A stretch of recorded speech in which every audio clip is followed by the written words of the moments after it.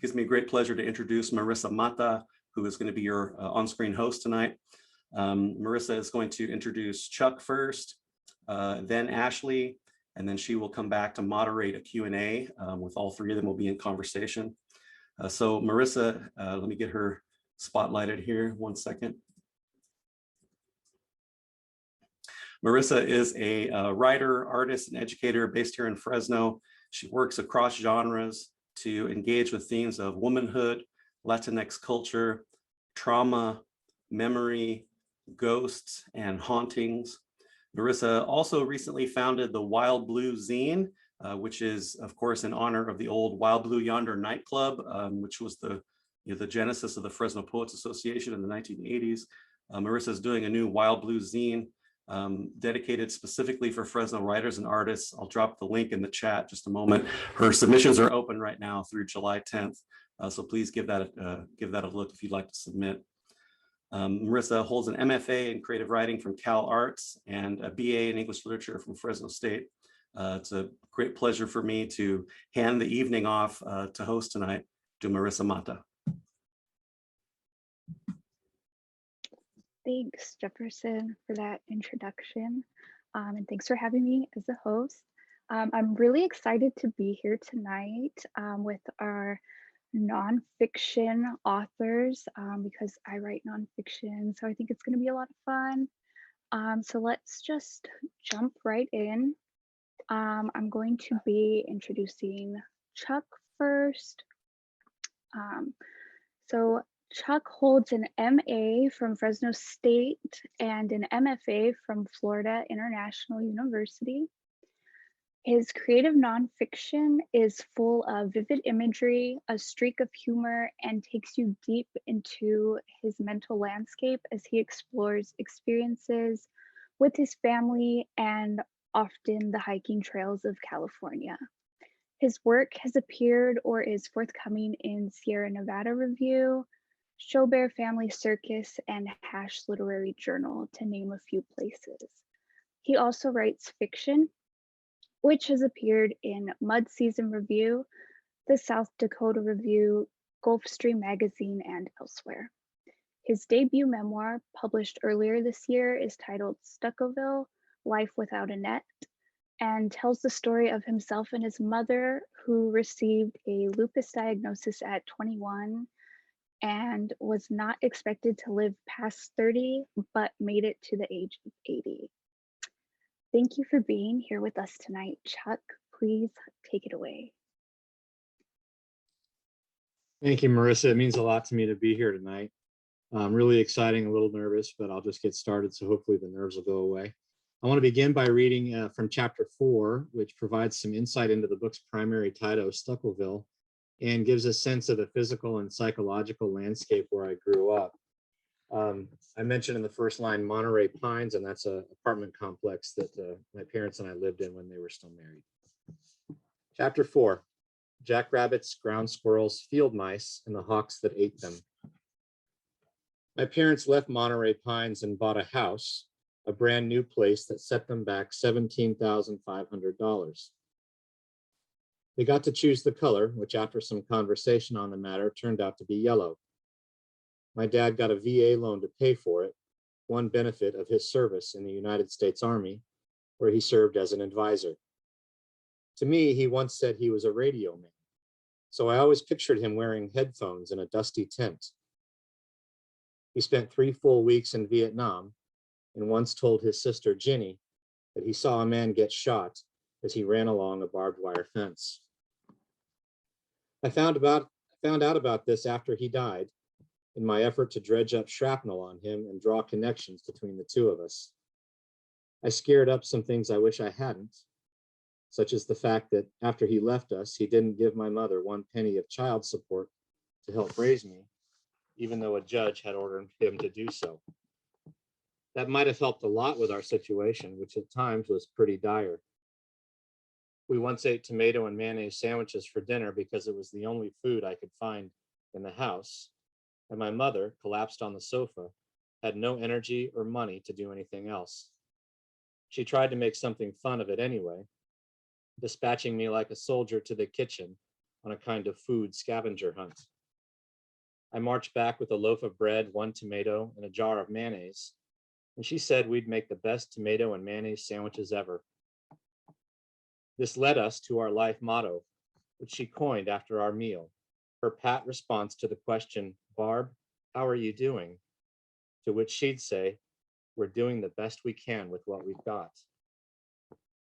When life gives you a tomato and bread and mayonnaise, you make a sandwich. The house Dad bought was one of about 200 single-story ranch homes, a stucco and wood-shingled oasis, nestled within a vast fig orchard and situated along the Santa Fe Railroad. About a dozen of these houses backed up to an unfenced ponding basin, a place where small, unsupervised children gathered to throw pieces of white bread to urban geese.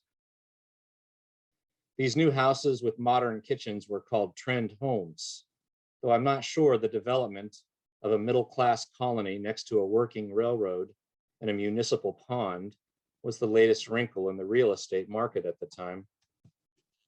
Rather, these homes were in keeping with a trend that has persisted in Fresno for decades: growth outward, never upward. It became famously known in our city as urban sprawl, and it has never stopped, not in the many decades I have lived here. In our case, we were pushed as far to the edge of the Santa Fe tracks as we could get without going over them. The freight trains ran at all hours, always blowing their whistles as they passed. From outside our house, we heard every clack of steel wheel to rail. We felt those trains surge through our foundation, and our pictures never hung quite right. Maybe the only upside was that our neighborhood, as the sun set in summer, smelled of citronella and DEET, fragrant defenses against the mosquitoes that swept in from the ponding basin at dusk. Dad called it Stuccoville. Our neighborhood was truly the end of the line. You had to drive west until Bullard Avenue became a narrow country road.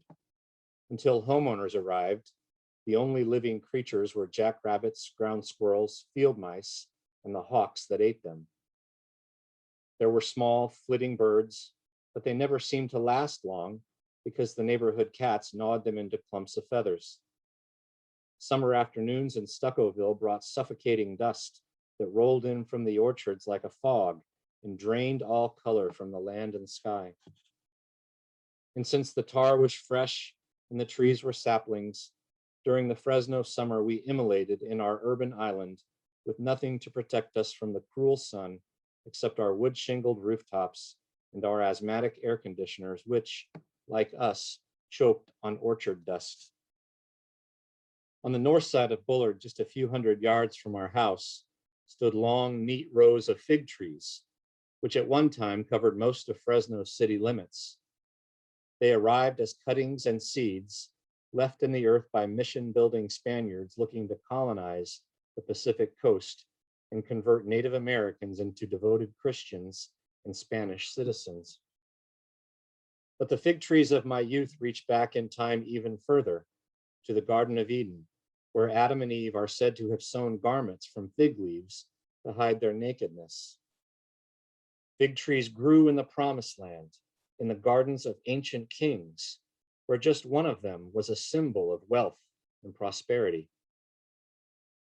Fig trees meant full tables and households that lacked nothing, and from our doorstep, we could see acres of them.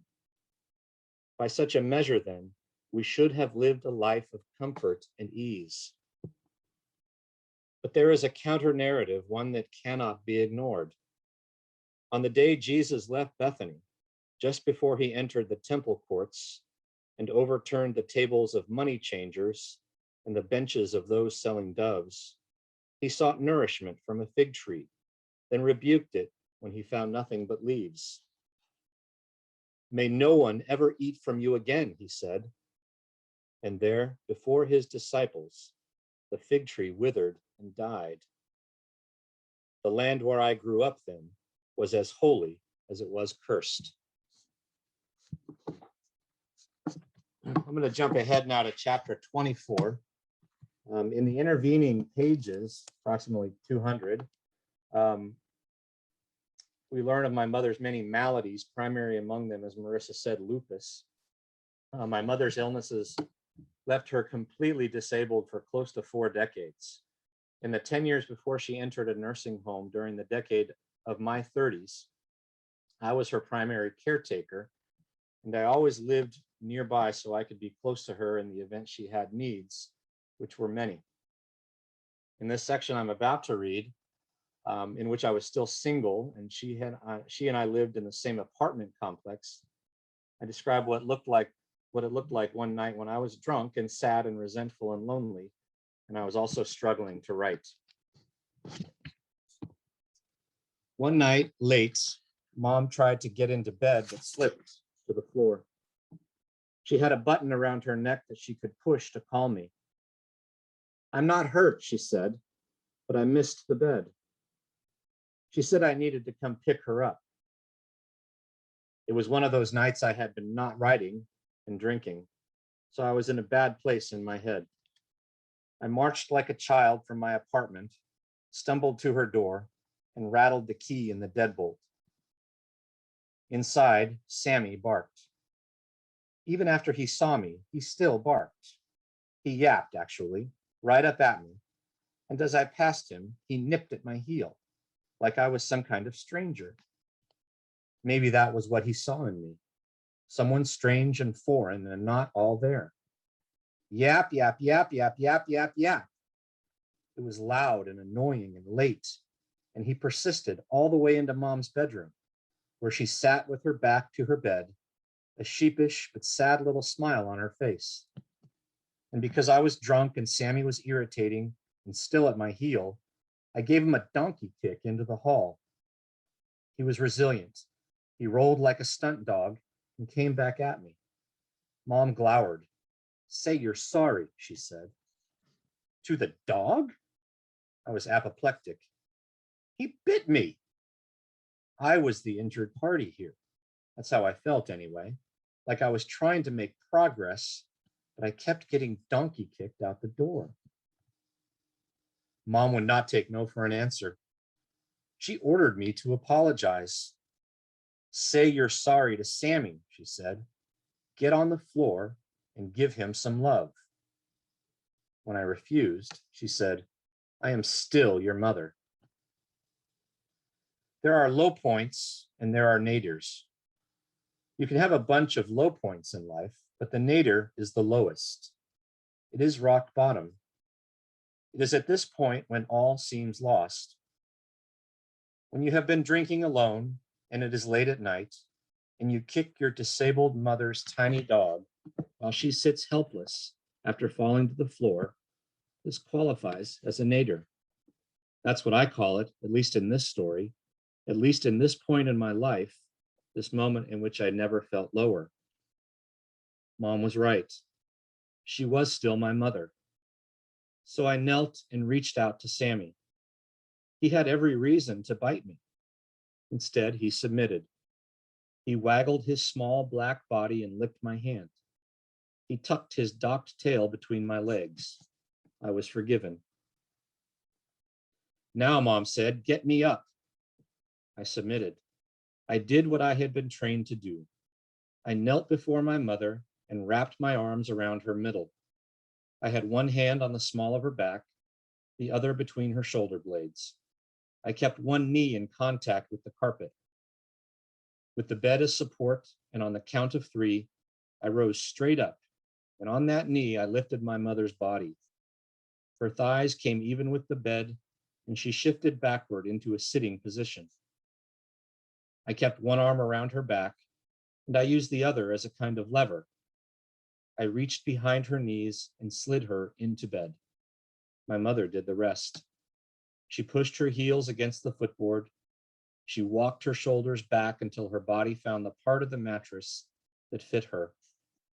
Then she used an able finger to press the up arrow on the mechanism that raised and lowered her head. There was a metallic hum as her torso came up gently, buckling her in the middle.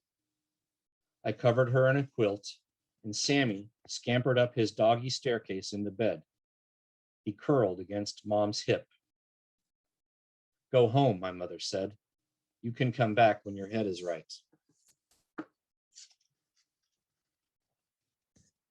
This last bit I'm going to read is from the epilogue, and I don't think I'm ruining the ending by letting you know, as Marisa did, that my mom died at the age of 80 after struggling with her illnesses for close to 50 years. She died on May 17, 2019, which was the day after my twin daughters turned 17 years old. This next short bit describes what those in the funeral industry describe as the disposition of remains. I'm going to share with you now 2 pages from the epilogue. The monk in this section is my best friend of now 45 years, and Karen in this section, who is also named, is my wife. On June 19, 2019, the day my mother would have turned 81, I released her ashes over the side of a boat in a small, quiet cove on Huntington Lake. It was like spilling a bag of sugar. Her remains left the box quickly, then vanished into the inky water. She was gone in a matter of seconds. The monk was with me, driving the boat. "Huh," he said. "That wasn't how I pictured it," I said. I slumped down in the bow of the boat. I looked at the blue sky, the white clouds, at airplane vapor trails crossing. I told the monk that the whole thing looked different in my mind, the whole scattering of ashes thing. I had planned on surface tension for one, followed by a period of absorption, and then a kind of gossamer downward cascade. I didn't actually say the words gossamer downward cascade. I said something else. I said, I thought she would float first, then sink kind of slowly.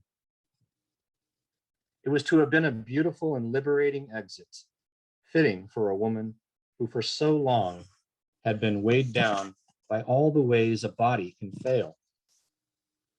But of the many things I learned from my mother, perhaps the most indisputable is this: the body promises nothing. "If you would have tossed them from the back of the boat," the monk said. He seemed to be thinking about the science of it all, considering my missteps. "It probably would have been better if we were moving." "Maybe that would have been better," I said. "We thought about this. The key would have been tossing Mom's ashes with the wind while moving, as opposed to into it. But at that point, the whole thing was a non-issue. It was neither here nor there. My mother was gone, and her final exit, for the moment, was a massive letdown. "At least you will always know exactly where she is," the monk said. I sighed. "It's a good spot," I said. "Couldn't be better." And it is a good spot. It is a spot in the cove I have floated over in a canoe almost every summer for 29 years. It is a spot I will continue to visit likely until I die, which now that my mother is gone seems strangely imminent. Part of this feeling comes from my own body's slow failings. I can feel myself degrading. My lungs lack the capacity they once had, and deep breaths are now often accompanied by a whistle. My left hip has grown cranky, as has my right shoulder, each joint wearing thin on what Gray's Anatomy calls the articulating surfaces. And then there's the inflammation in my fingers, which can only take so much typing before I slather them in menthol.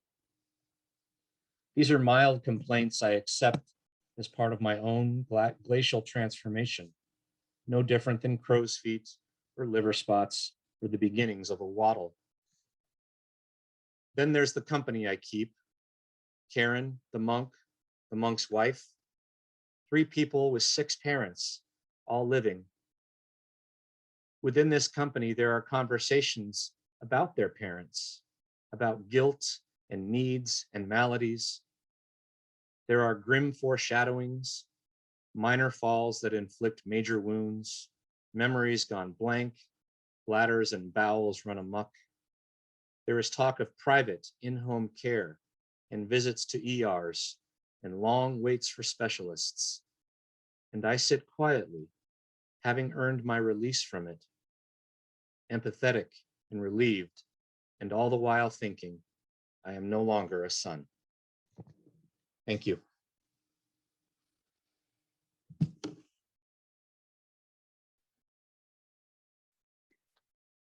Thank you, Chuck, for sharing your work with us. That was really beautiful. And you covered such a wide range of emotions in that reading. And if you didn't tell us it was your first Zoom reading, I never would have known. You did great. Okay, so our next reader tonight is Ashley Wells. Ashley lives in Logan, Utah, and is a lecturer in the English department at Utah State University. She earned her MFA in creative nonfiction from Fresno State in 2012. Ashley's work has appeared with Connotation Press, Jezebel, and Women in Higher Education. And she also has a 16-post guest blog series with Bitch Magazine, which focuses on cowgirl narratives, power, and gender. And I'm in the middle of reading it, and I really enjoy it, Ashley, by the way.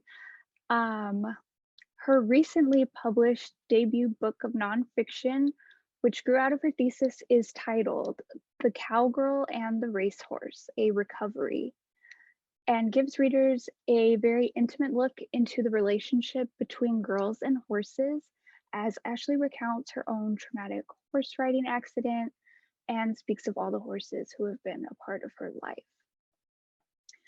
The book also has a bit of a scholarly component to it, in which Ashley looks at pop culture and ethical questions related to cowgirls and the world of horseback riding. Thank you so much for being here with us tonight, Ashley. Please take it away. Thank you.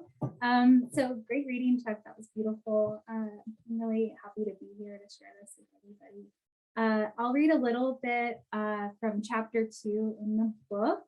I'll just introduce you to the horses.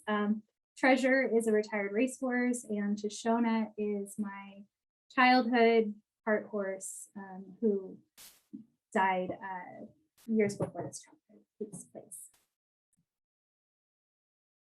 Treasure stomped impatiently as the craniosacral therapist Shay gently worked her fingers all over his head. Everything was silent. It was still early, so it was just the three of us in Treasure's stall amid the gray of morning. Despite the chill that numbed my fingers, Shay's were nimble and precise, finding the exact spots where the bone and muscle compressions needed to be released, lingering evidence of Treasure's former life as a racehorse. Slowly, we would erase all traces of an existence that was filled with stress and scarcity. Slowly, starting with his bones and his guts, we would convince Treasure that he was a new horse, a different horse. Treasure fought Shay's holds at first. He was unsure of the change in energy and twisted his great long neck out of her hands, lifting his head high above her own, far beyond her reach. Shay quietly persisted, and he relaxed into it, settling into the gentle charge of her work, into the relief. Treasure's eyes began to droop as he lazily licked and chewed, emitting soft coos with each breath. Shay called it the perfect bone. The maxilla, she said, slowly drawing the syllables out, graceful and lilting. I had seen the skull of a horse, but I had never stopped to consider which bone might be the best of them all. However, I believed Shay unwaveringly, because the way she touched Treasure's face so tenderly, so intimately, moving ever so slightly the bones beneath the skin, was sincere. She touched him in a way that I know he'd never been touched at the track.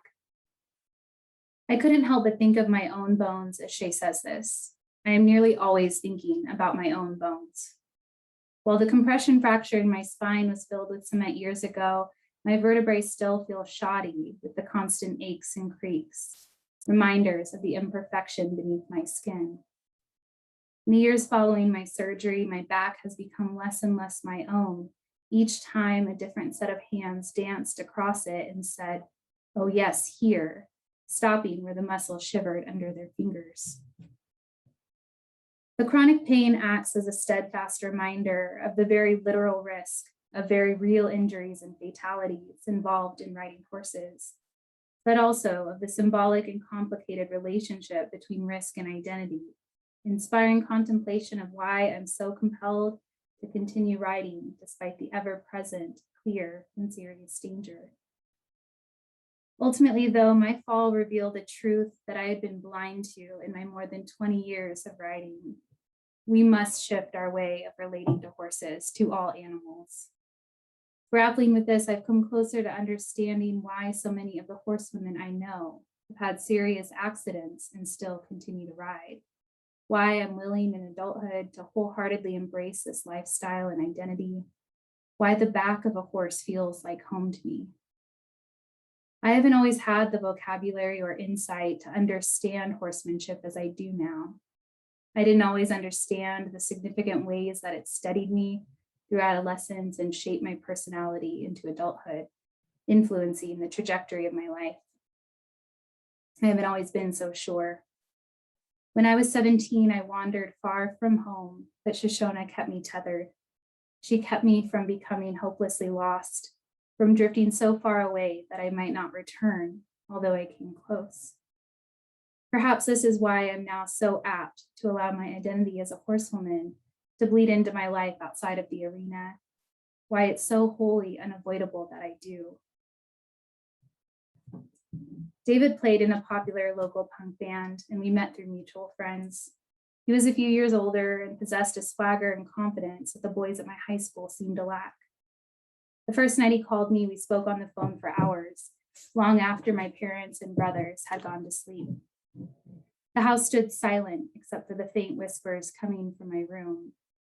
The next morning, I woke up blurry-eyed and exhausted, telling my mother I was sick and would need to miss school that day.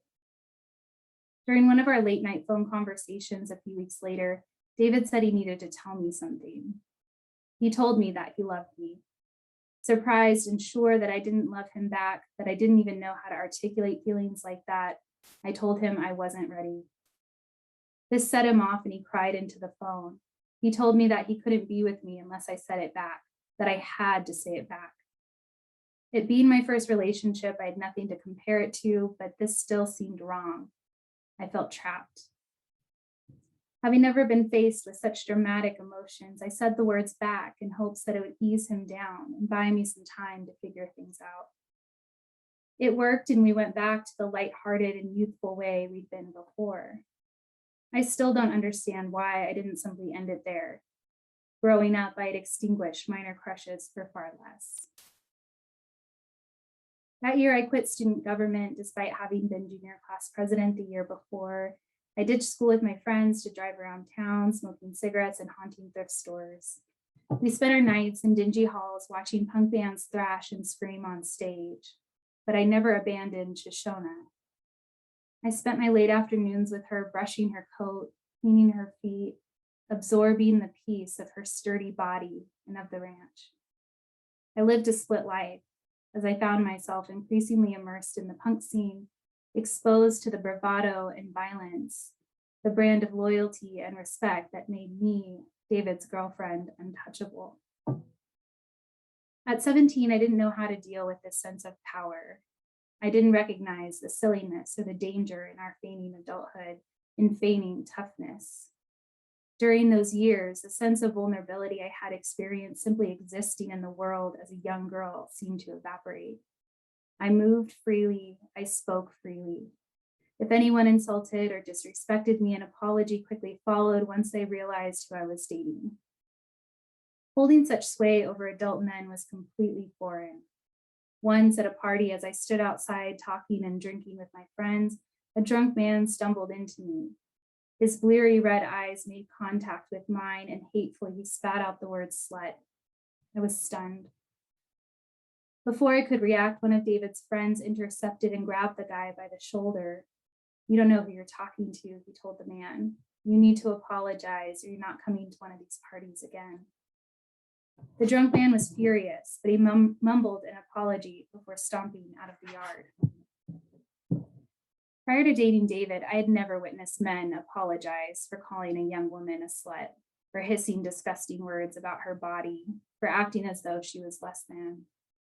I now know that the vulnerability never disappeared. It was just misplaced. People were afraid of my boyfriend and his friends, and I didn't realize that one day I would be too. I didn't realize that my age and fear of returning to that sense of powerlessness experienced by young women made it easy for David to take advantage of me. He recognized my fear and used it to bully me like he bullied others. I tried to get out of the relationship on multiple occasions over the next 2 years, but David reined me in until I finally managed to get big enough to make myself heard, to stay gone. This wasn't without a fight, though. As I stood in my friend Cassie's kitchen clutching the phone, I took a deep breath and dialed his number. We hadn't spoken since he threatened to ignore me all weekend if I went to a friend's show instead of hanging out with him. I chose the show, having promised my friends I would go, having maintained that part of myself, the fiercely loyal part. It was Sunday evening, and I realized after a weekend of not thinking of David, I needed to get out. My heart raced as I dialed his number. Cassie reached into her parents' liquor cabinet and pulled out a bottle of whiskey. She poured a shot and slid it toward me as the phone rang. I swallowed it quickly and continued to take shots to the entire conversation, the burn in my throat, a welcome distraction from what I had to do. Before long, Cassie motioned for me to look in the hallway mirror, and I saw that I had angry red hives spreading across my neck and chest. I don't remember much of the conversation, but what remains with me is his wailing into the phone, a roar of emotion left unchecked. That night, after the hives eventually vanished, Cassie and I went out with her brother and his friends, and I was sublimely relieved. More importantly, I felt unrestrained. This didn't continue long because David began calling the next morning. Pressing ignore with each call, I thought he would get the hint, but he would just call a few minutes later. He called again and again until I had to turn my phone off. In the days that followed, he'd show up at my house, smile to my mother, and ask to speak with me. She knew we were broken up, but I didn't explain the particulars because I was too embarrassed. I had been a strong-willed girl who played football and hockey with the boys and wrote letters to the editor of the local newspaper. I had been raised to, had been willing to stand up for myself, following my mother's fierce and loving example. My mother was proud of that, and I didn't want to disappoint her. I didn't want to hear myself articulate the words to admit that I had lost my way, that I'd lost sight of the path she and my father forged for me. Instead, I trudged up the stairs to my bedroom with David trailing close behind. It was the same each time. He would begin crying, begging for me to take him back. With each word he spoke, I felt overwhelmingly suffocated, as though my body was so full of buried protest, of buried words I wanted to scream at him, and of all the buried rage I wanted to decenter that I'd simply burst. Like a horse forced to submit, I stifled that anger. Fortunately, during this time, I'd been asked to house sit periodically for the family that owned the ranch where I kept Shoshona. This provided me with the space and freedom I desperately needed to cope and regroup. David had only been out with me once to see Shoshona and couldn't recall the way down the narrow and nondescript country roads with their rows and rows of peach orchards. The family's home was idyllic and peaceful. It was like a life I wanted and was trying on for myself. I would stand in front of the wide kitchen window and look out upon the pasture speckled with horses grazing and playing, their necks arched gracefully, while the house cat weaved in and out of my legs. After my evening chores, I sat on the fence and watched Shoshona, like I did when she lived at home with me before my family moved to the suburbs. I watched her drift through the lush grass, dragging her feet, which had grown heavy with age, until the sun disappeared behind the mountains. I felt good and real and wonderfully alone. At night, I turned my phone off, knowing David would call or friends would want to go out. I sat on the family's outdated but comfortable couch with the cat in my lap and watched television or read. soaking up the quiet. In the spring and summer months, I sat on their porch swing, tipping it back and forth with my bare feet and listened to the horses, the soft shifting, the breathy sighs escaping into the night air. Those nights alone reacquainted me with the girl I'd lost touch with. Although he continued to call incessantly, obsessively, David's surprise visits to my parents' house slowed as we put more distance between ourselves and the breakup, until he showed up one night while my parents were out of town. I had invited Blake, the guy I was dating, over to watch a movie, and as we sat on the couch, hand in hand, the fire warming the room, the house phone rang. I didn't answer, but seconds later it rang again. The caller ID showed David's name. I answered, knowing if I didn't, he would continue to call. He knew my parents were out of town and said, "I'm coming over." I told him he couldn't and that I didn't want him to come over, finally revealing that I had someone with me. "Tell him to leave, Ashley. I'm coming over, and he better not still be there." Having heard me arguing with David and telling him I would call the police if he showed up, Blake crept around the corner, concern drawn on his face. Blake was also a musician, and although he didn't play in the punk scene, he knew about David and his friends. Quietly, Blake and I made sure all of the doors were locked, the blinds drawn, and we found our places on the couch again, hoping David was bluffing. I tried to follow the plot of the movie, but found myself straining to listen for cars outside. I knew Blake was doing the same. We started when the knock finally came, 3 swift raps, and I slowly made my way to the door. Through the dirty peephole, I saw David's face, blurred and slightly distorted. "You need to leave, David," I said through the door. It was met with frantic pounding. I said it louder as Blake stood awkwardly in the center of the living room. David remained outside for hours. Blake and I sat together in silence as David alternated between furiously slamming his fist against the door and crouching on the porch, crying into his hands. Despite my fear and repeated threats to call the police, I somehow couldn't bring myself to actually do it. I was afraid of what would happen when his friends found out. I considered calling some of my own friends, but I didn't want to involve them, didn't want to get them hurt. I hadn't planned on Blake staying the night with me, but there was no way he could leave the safety of my parents' house when David was outside in that state of rage.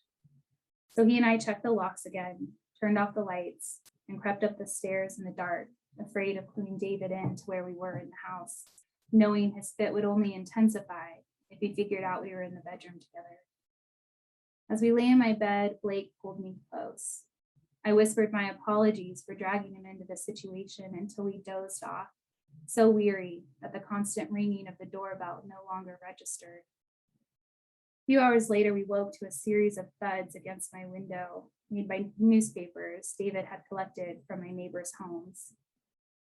As the sun leaked through my window, the morning finally grew silent. I heard a car door slam and knew that David was finished. He had exhausted himself after 8 hours outside my parents' home and had set out for his own. David's erratic behavior and intimidation continued until he found a new girlfriend. If I hadn't had Shoshona and the ranch during that time, it wouldn't have been so easy to return to the girl I was before him, before the bullying, stalking, and fear. I would have had to work harder to find myself again. The years that followed, I grew steady once more. I rode and became strong. I remembered what it was like to know myself well. That isn't to say I didn't struggle with asserting myself. I did, I still do. But Shoshona provided a space and an opportunity for me to cultivate a side of myself that is significant and definitive. I didn't realize it then the way that I do now. I've found that the way people talk about the love they have for their hobbies or for exercise is often similar to the way I talk about riding horses. There's the joy of movement, the stress release, the alone time. But there's an additional element to consider when discussing horseback riding, and in particular women and horses. That is the horse herself. The horse propels this relationship towards something larger, more substantial. I now realize after my work in women's studies as both a student and an instructor, and after years of delving into feminist theory, animal welfare, and horsemanship, that something is at work that is much greater than a simple hobby or affection for animals. This is an undeniably gendered relationship. Although the horse-human connection may have originated with men using horses for work and war, this continued and curious attraction women have to horses matters in that it has moved beyond utility and towards something more intimate. Horses represent what oftentimes women are made to feel we lack. They are powerful, they are strong, they symbolize freedom, the freedom I desire so deeply my skin crawls when I am denied it. In some ways, we can also relate to them. In Buck, a documentary about horse trainer Buck Brannaman, Brannaman describes why he became interested in a gentler version of horsemanship. He explains that after surviving intense abuse as a child, he understood what terror and fearing for your life felt like. Having experienced that trauma, he couldn't bring himself to incite it in another living being. I now know that sympathizing with Shoshona wasn't so strange, nor is it strange that as a woman, I still identify with horses. Along with our history of being aligned and affiliated with nature, of being subdued and conquered the way the natural world is subdued and conquered, there is the story of women gaining power through our communion with nature. This is a facet of our connection. It's about insulating ourselves from a sometimes hostile world. It's about considering the risk and understanding that the benefits outweigh the cost. It's about being a part of something much larger than ourselves as we participate in an extensive history, the history of the cowgirl, of the horse. It's about strength and steadiness, understanding and intimacy. It's about recognition, about identity. For all the strength and power that horses represent, they are still prey animals, always fearful, always on guard. With so many women experiencing violence and trauma, it's unsurprising then that we may identify with our equine partners who share not only in our recovery, but in our resilience. Through our work with horses, we learn ways of healing, of shaking off trauma, and ultimately of relating to the world without being victimized. For those of us who carry around a lingering terror that we can't quite shake after trauma, there's something invaluable in seeing that terror manifested in an animal who endures. There is something invaluable in drawing strength while identifying with the fear of the prey. In doing so, we share a recognition that holds deep and ancient roots.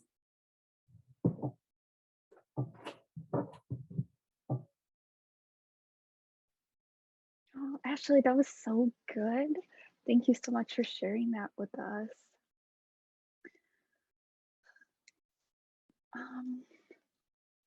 Okay. I'm just at a little bit of lost words right now. So now we're gonna move into our Q&A portion of the evening. And if you have a question, you can put it into the chat and I will pose the question to our readers. And I will just start us off with one question for right now. So one question I have for Ashley and Chuck is, when you're writing nonfiction and you get to a place where something is very scary maybe, or taboo, or just very difficult for you to think about and talk about, how do you navigate that and write through that? And I don't know, Ashley, do you want to answer first? Sure, I have a lot of thoughts on this, so I'll try to keep it short. I think about it in a couple ways. When I'm thinking about my own craft, or when I'm talking to my students about theirs, in short, I sort of think about being genuine and authentic and curious and brave. And, obviously that's really hard to do, but I think about it in a broader way as well. And I think about what's perceived as taboo or difficult in our white supremacist, patriarchal, heteronormative culture. And I'll just say like gatekeepers for simplicity. Melissa Febos, some of you may have read this craft essay, and I'll put it in the chat for anyone that's interested, but her essay, The Heart Work, is really incredible and argues that, you know, those who belong to marginalized or oppressed communities, for those writers, it's subversive to write about those difficult topics.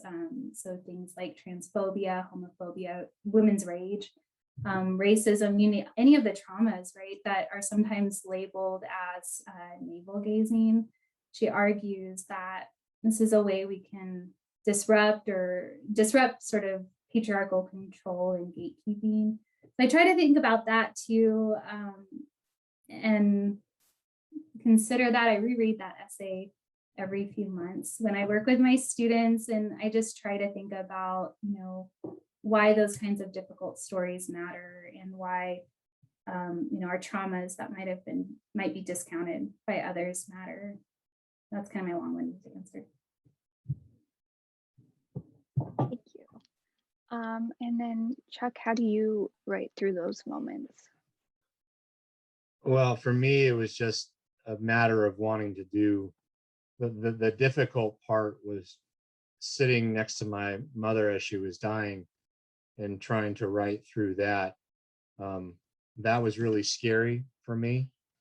But the thing that drove me through it was just wanting to bring honor to somebody who sacrificed so much, and to deliver her story to people, because I thought it was an excellent story of resilience. And so in my case, the scary part was just knowing that my mom was not long for this world. I actually wrote the book in 6 months as I sat next to her in the last 6 months of her life. And like I said, the only thing that really drove me to do it was because I was convinced that people needed to hear how resilient and courageous she was.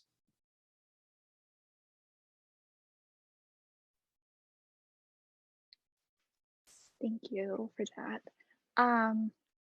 Just one quick question, because Chuck, you just said it took you 6 months to write your book. Ashley, how long did it take you to complete your book? A long time. It was like you all said in the introduction, my thesis. And after I graduated, I worked on it for several years, turning it into more cohesive chapters.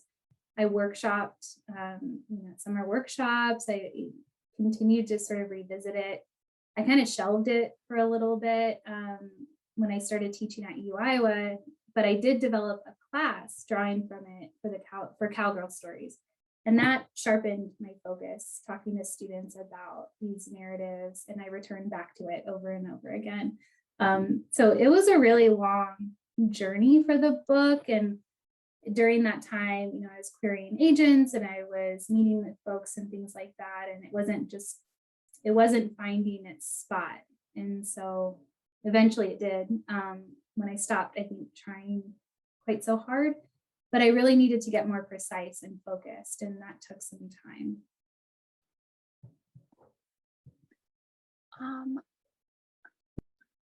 Sorry, there's a question in the chat. I'm like jumping all over the place. Okay, so there's a question here from Jessica, and it says, Ashley, your feelings about the loss of Shoshana really came through on the pages. How has your relationship been with horses beyond her? And do you think each horse has contributed to your healing or differently? Yeah, it did. They do. Like so much of the book is about highlighting horses as individuals and centering them, because they're so often maybe viewed as machines in a lot of ways, even if we don't want to admit it. And each horse really has contributed to sort of who I am. Treasure, especially, to me, this book is really for Treasure, who was a racehorse. And if anyone doesn't know, horse racing is not great. It's abusive and it's a problematic industry. So just sort of knowing he came out of that and was still incredibly loving, incredibly affectionate, incredibly open. He helped me get over my horseback riding accident. It wasn't on him, fractured my vertebrae, and he helped me to move past that muscle memory kind of fear. And, you know, my horse riding now, I love her in very different ways. So I think they each have a lesson for us if we actually ask and listen and are open to them being individuals. But Treasure, I mean, far and away was the most, it was just my heart, my whole heart, and he helped me immensely. So he and Shoshona will always be number one.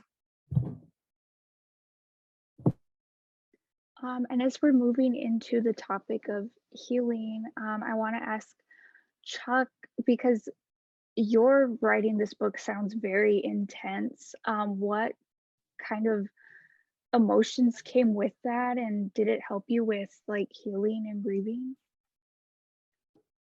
Well, yeah, I mean, it was extremely therapeutic. I was really grateful to be working at the time with a book coach, a woman by the name of Michelle Orwin, who lives in Washington, D.C.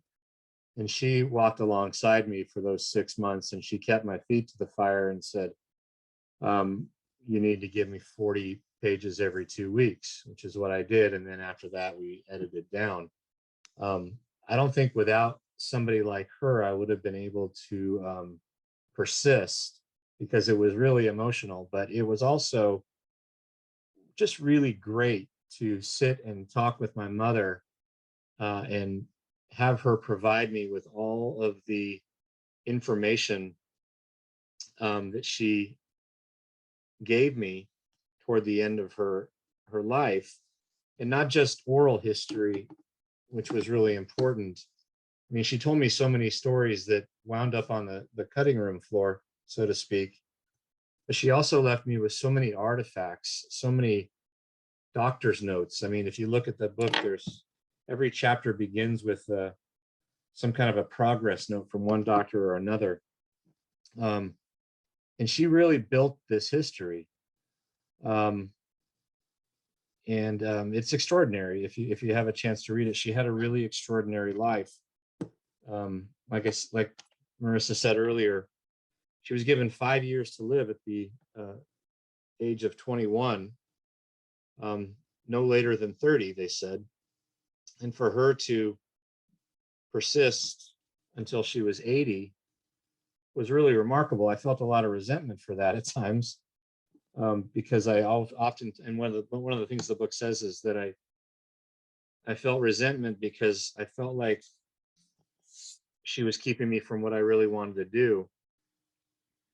But in the end, she turned out to be my reason for living. I see Linnea's asking, how would she feel about it? She knew I was doing it, and she was ecstatic, but only, really, she was just proud, I think. As far as my other family members, I think one of them's here right now. My Aunt Virginia, my Aunt Ginny, who I referenced, she was very, very supportive of it. Even though there were parts of it that didn't make her side of the family look very good, mainly my father. But she has always been one of my biggest fans, and I'm really appreciate that she's here. So thank you for the questions. And we have another question in the chat for both of you. So it says, did either of you have hesitations engaging in such brave and personal writing? As a writer, how do you choose where the lines are drawn on what to include about others? And Ashley, do you want to take that one first? Yeah, I think it's always difficult to be vulnerable in that kind of way. And, we all write nonfiction here. It's hard when it's out in the world. I like mainly I think about, being fair, which doesn't mean that you make terrible people look good. So, but if I'm being fair and truthful, and honest, I sort of figure that's part of the line, or that's how I find the line. Like, but it's still difficult, writing a book about, in early drafts of the book, I didn't lean into the animal ethics as much. Knowing in the horse world, it's controversial to argue that really deplorable practices are abusive, and that raises a fuss, right? They're accepted, that is the industry. But eventually I just leaned into that, knowing it's not going to be right for every horse person, and that's okay. It's necessary. Now writing a book about family and addiction and violence, it's hard to know where that line is, and that vulnerability is difficult to grapple with. But it's the same kind of idea for me. If I'm being fair and I'm loving with my subjects and my family, I sort of figure that's kind of, and respectful.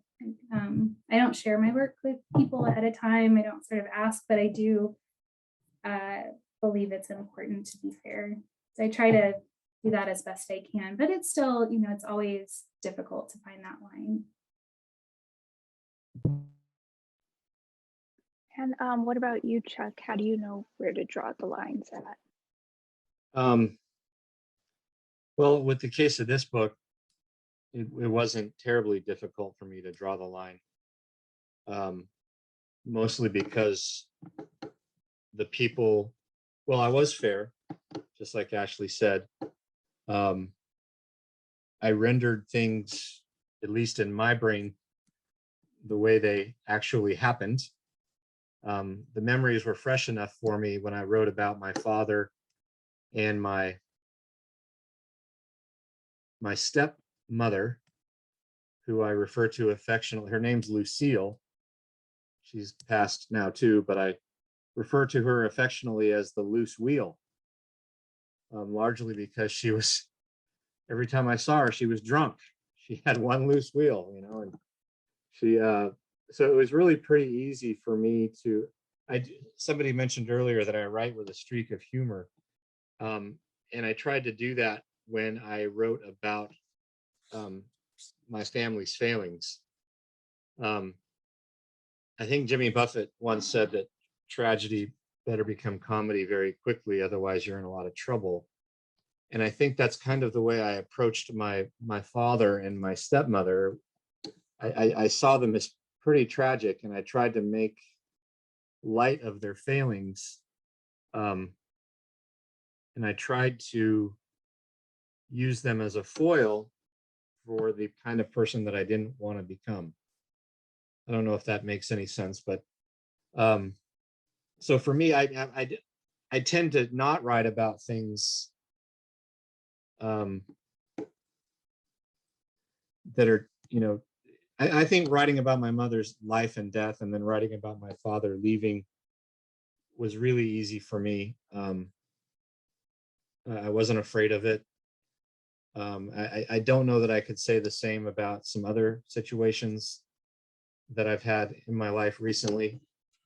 I think I need to give that some space, but I had enough space. My father died in 2012, so I'd had quite a bit of space to write about the life he lived and the way he treated me. So, and my stepmother, she was just a kook, so she was just fun to write about.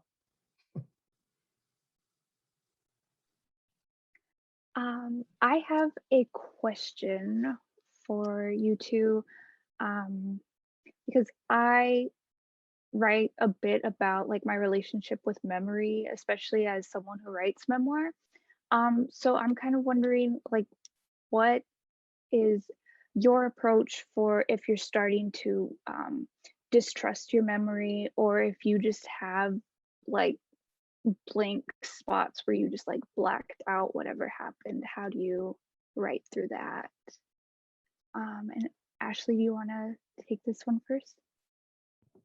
Yeah, it's something I've been sort of working through with the new project I've been writing my way through.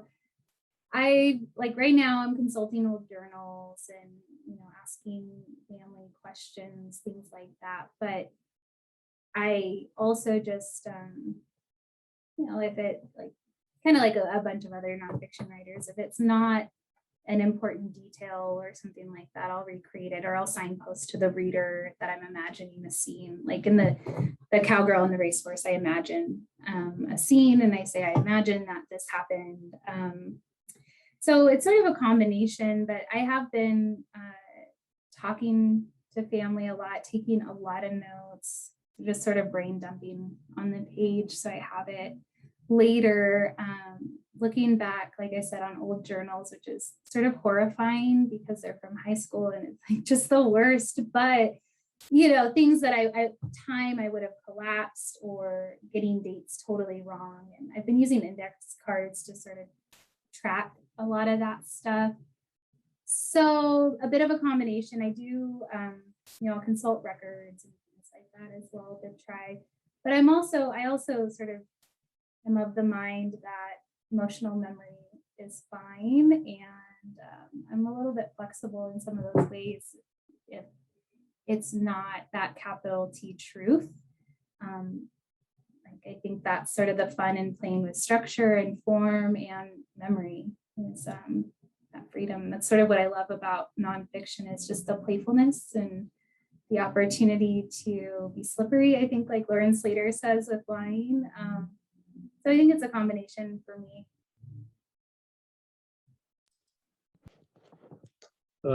I'm just like Ashley said, I actually, there's several places in my book where I admit to the reader that I can't remember. So in the place of that, I create a fiction. So during my motorcycle accident, which I described, I write, there's a gap in the narrative, a void of about 15 minutes, I would guess, where I remember nothing. I can offer a fiction here, something not too far-fetched that will get me back to memory. So I admit to the reader, hey, I don't remember what happened here because I was unconscious, but because I don't want to lose my train of thought, I create something fictional that gets me back to the spot that I want to be when I could remember it. So like I said, I did that a few times in the book. I was blessed, though, like I said, to have tons of artifacts. They're just to my right in my closet, just boxes and boxes of stuff that my mom left me, which is, it's all dated. So I have a really big treasure trove of things that provide, that are verifiable. But yeah, when it gets slippery like that, I just say, hey, I don't remember this, but so I'm going to make something up here. And generally speaking, the reader will continue to go along with you for that. So with that. So we have another question in the chat. It says, do either of you feel that at times it's okay to not let the reader know that you've switched to fiction? Ashley, you want to go first? Yeah, that's a great question.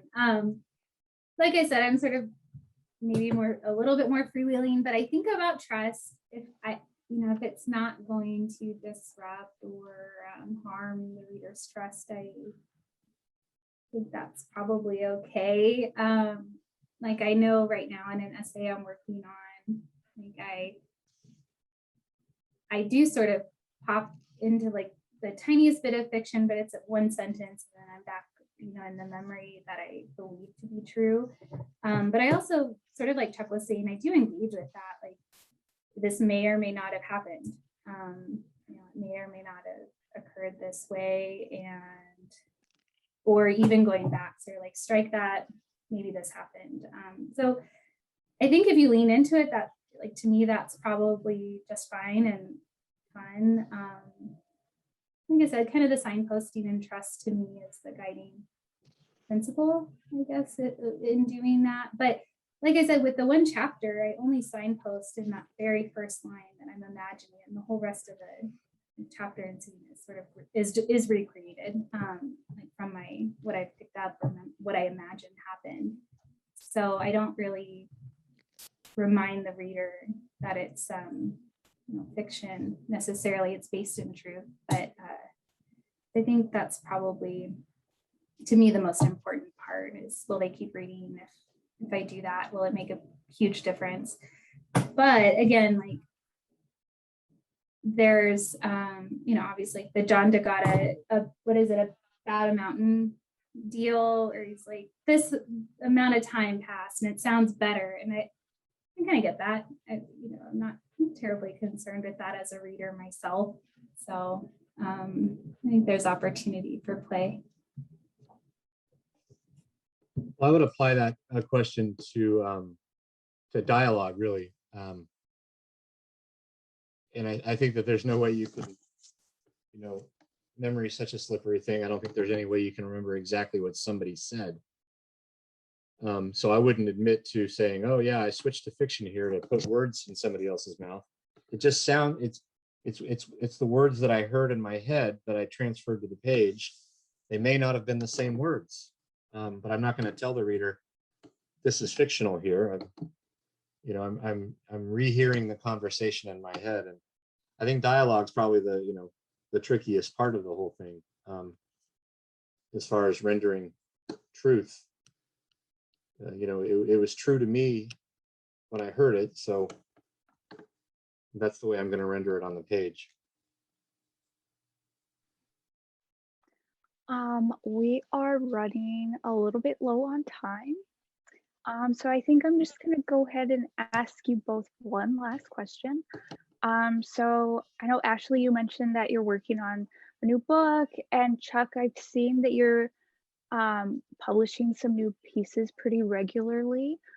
So I'm wondering, is there anything that you all are working on that you're especially excited about and want to just maybe tell us a little bit about? And Ashley, you can go first if you want to. Yeah, I am starting essays about my family in Fresno, and venturing into some sort of difficult territory, writing about addiction and trauma and violence and nonfiction stuff, right? But right now it's in pretty early stages. I think it's sort of writing my way through a really huge landscape, and just kind of really brain dumping a lot and then trying to shape something out of it. But I'm it's something I've been pushing off for a long time, just because the subject matter is difficult, but I am excited to finally be doing it. I think it's satisfying in with interesting ways, and worthwhile in all the ways that nonfiction can be worthwhile. Yeah, I'm working on humor essays. I am writing, so the working title for my collection of essays that I hope to have out by the late next year is, it's called Mr. Porky Sunshine. And they're a collection of humorous essays, sort of in the, nobody could be David Sedaris, but he's a real idol of mine. And I'm in that, my lane right now is 3,000 to 5,000 word essays that kind of poke fun at myself. They're very self-effacing.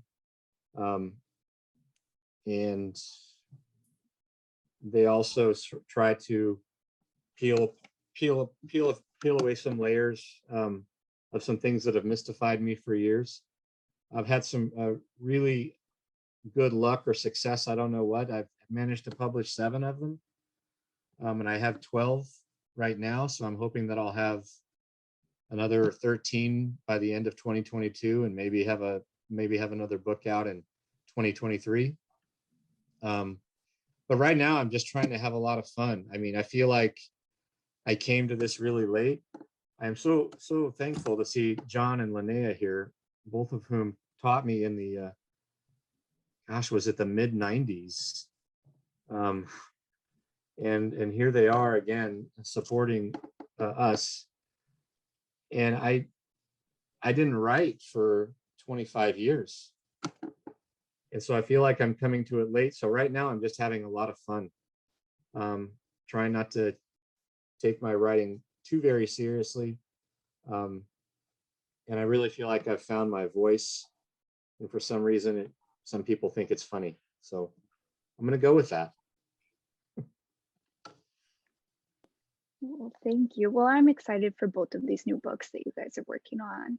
And I am excited to order your most recent books that you can find the links for in the chat. And thank you so much again for being here with us tonight, you two. It was really lovely.